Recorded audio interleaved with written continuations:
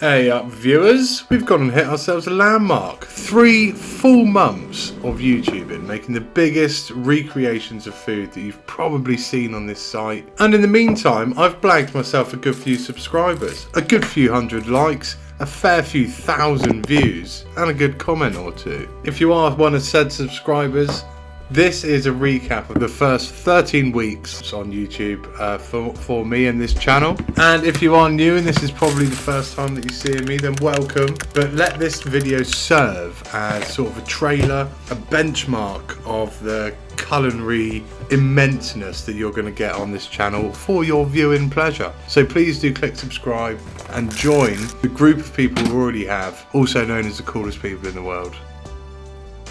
So where else to start but right at the beginning? I made a giant version of an English lunchbox classic, a giant pink cube, which went dramatically wrong. But this is my giant variation of the Mr. Kimplin's French Fancy, sticking it on the scales there, which becomes quite a frequent thing in my videos. I'm always scaling, always measuring how large I've made things, as you can tell. And that right there's a big old Snickers boy. So yeah, we do have a benchmark of making pretty much everything over a kilo. Some things, like you've just seen that sausage roll, a 2.7 kilogram weapon. Probably the only thing I can describe it as. Now the French Fancy itself was a bit of a Frankenstein. It didn't look exact. I ended up putting a bit of jam in there, so theoretically I kind of completely missed the mark on what a French Fancy is. But what it did do was pave the way for me to be able to do something like this, which is a Guinness and short rib giant pasty, and it was insanely phenomenal. So I combined sort of a mixture of like the traditional Cornish pasty recipe with some insanely godly flavours, not saying that a Cornish pasty is not, and I created this absolute unit of a pasty. Served it up insanely quickly because that's what I was having for dinner, and I was starving after making this, but it was something to behold. Mentioning that, I do have half of it still in my freezer, so I might just fix the plan of what I'm going to have tonight sorted. So you've seen a Frankenstein sweet treat and you've seen a mouth-watering savoury. So then just to complete the bakery trifecta, I bring you a biscuit on steroids. Now if my viewership has managed to jump across the pond, which would be fantastic, and you are an American, this is not your type of biscuit, this is our type of biscuit. This is a little fella that you dunk in a cup of tea, not something that you have with gravy. In fact... yeah, so that's a really common confusion.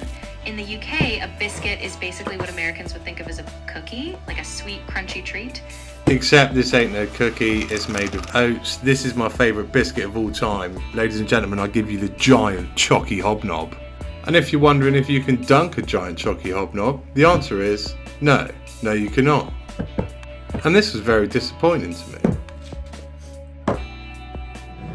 So I destroyed my giant chalky hobnob in order to be able to dunk it. Got out a big old sword of a knife, cut it into slices, and then it was the probably best dunker you've ever even seen, tried, heard of. It's a mythological beast. This dunker is fantastic. Dare I even say the dunker of all dunkers? Now obviously people are going to disagree, they're going to have their own favourite dunker, but I think what we can all agree on is the fact that a warm homemade biscuit dunked in a fresh cup of tea outweighs most things in the world. And swiftly moving on, we've gone and made ourselves 2 ginormous donuts. Figured this fried deliciousness was a must-have in the initial sort of 10 roster of giant baked goods, so I made 2 of them, one of which Nutella filled, the other which replicates the Simpsons donut that we all know and love. Fairly simple to make, these fellas are, however I would say kind of dangerously lethal if you are just using fundamental kitchen utensils like I am.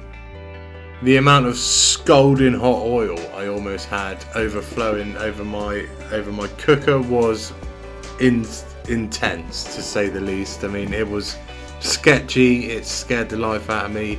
If you're a child and you're watching this, do not do it. If you're not the smartest adult, much like myself, probably don't do it either. But with that said, a cake-sized donut was, as you can imagine, as perfect as it should be.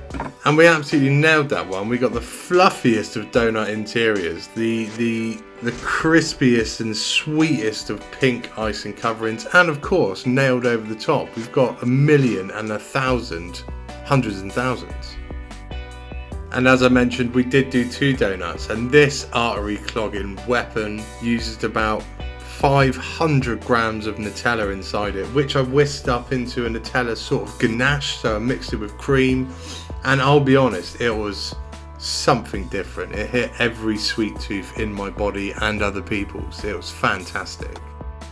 Now, if you've got a calendar near yourself, or you're just generally good with numbers, you will realise that within those last 13 weeks of me doing these videos, we passed ourselves Easter. And in the lead up to the Easter break, I thought I'd whip out a couple of Eastery sort of, I was going to say festive, it's not festive, festive's Christmas, but like some sort of Eastery kind of treats. Now, I don't know if they are sort of popular anywhere else, but in the UK, at the very least, if you're over 18 years old, you've definitely seen a hot cross bun before. For those who are blissfully unaware, however, this is a sort of bread roll or tea cake which is spiced with, you know, sweet spices, not spicy spices, and filled with a dried fruit like raisins or currants, sultanas, etc., which is then coated in an apricot jam, which you then toast and sort of lather in butter. Or at the very least, that's exactly how I know them to be eaten. So if you know a different way, or if people that you know have done it in a different way, please do pop it in the comments, because I am actually kind of intrigued to know.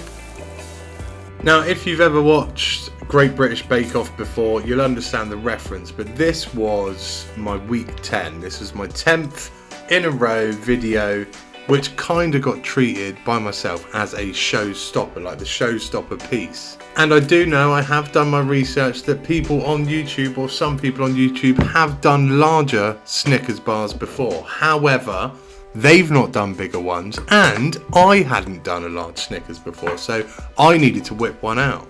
And look at the results on my giant Snickers. I'm not even lying, I am proud as punch with this one. And I'm not being funny, if you put it next to the actual Snickers one, I mean, look how many nuts mine's got in it compared to that one. Now, I'm not sort of measuring sizes here, but clearly someone's trying to cut cost and someone is smashing it out the park, boys. Now, as I mentioned earlier, there is a frequent visual of weighing things. Now, there is another frequent task which does get a bit out of hand here. I do eat a lot of food, a lot of sweet food, a lot of yummy food. I do consume pretty much all of these bakes. Now, fortunately, it isn't just me. I do have sort of a gaggle of people, family and friends alike, that do like to help me out consuming these bakes, and they do go down a treat. In fact, I've got a freezer full of loads of half-eaten, massive, giant builds that I've made along the way, so they don't all just go down my gullet.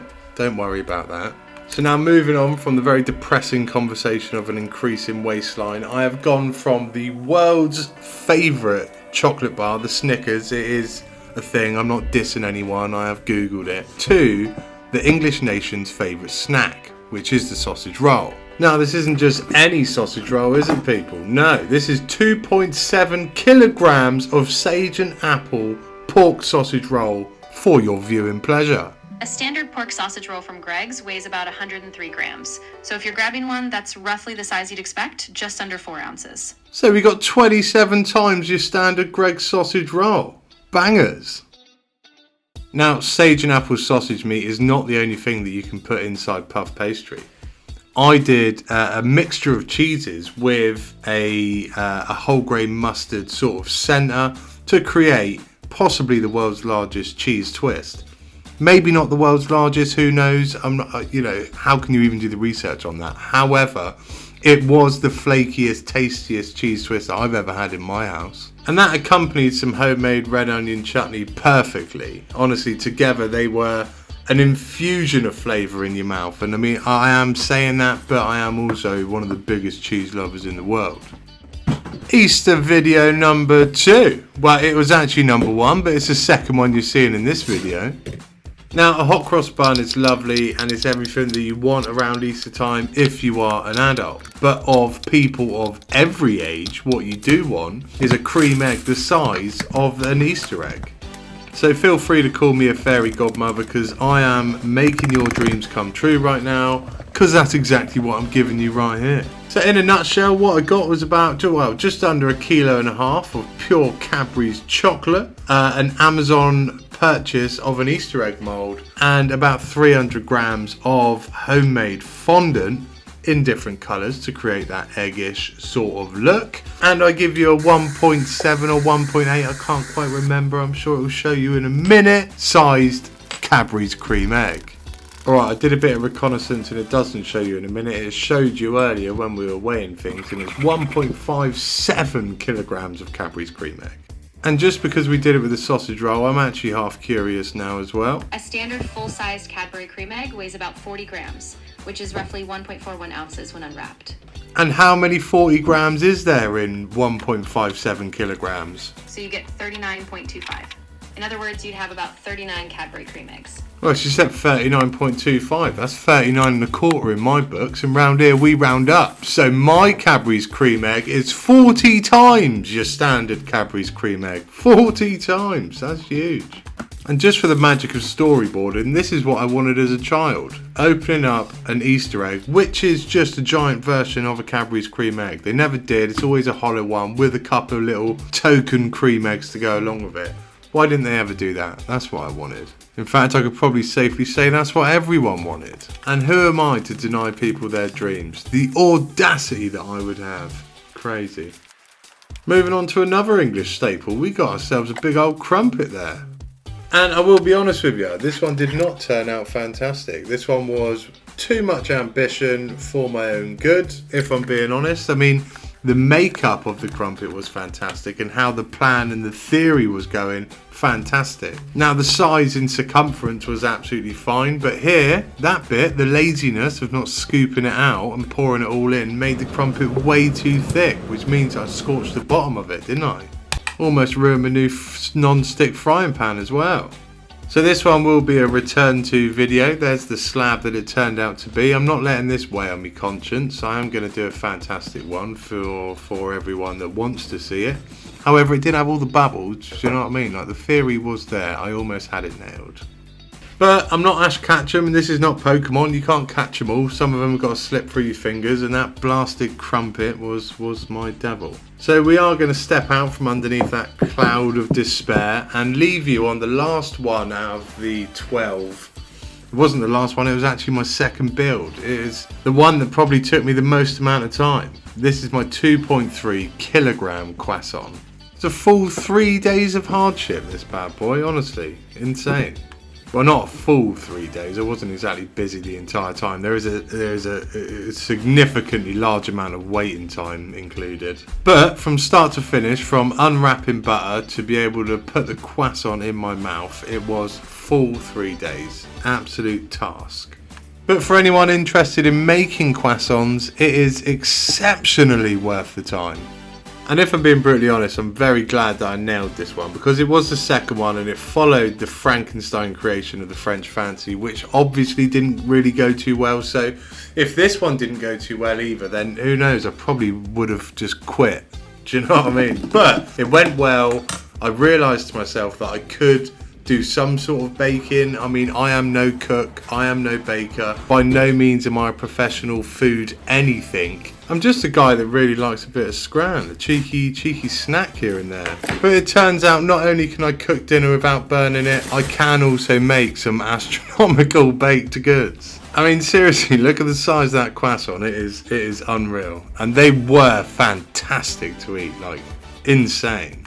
And if I'm being brutally honest, I'm ridiculously proud of myself for all 12 of the bakes that you've just seen. I mean, some of them a bit Frankenstein-y like the French Fancy. Some of them Michelin star quality, I will say. Now you just wait for what's coming up next. It'll blow your mind, I promise you.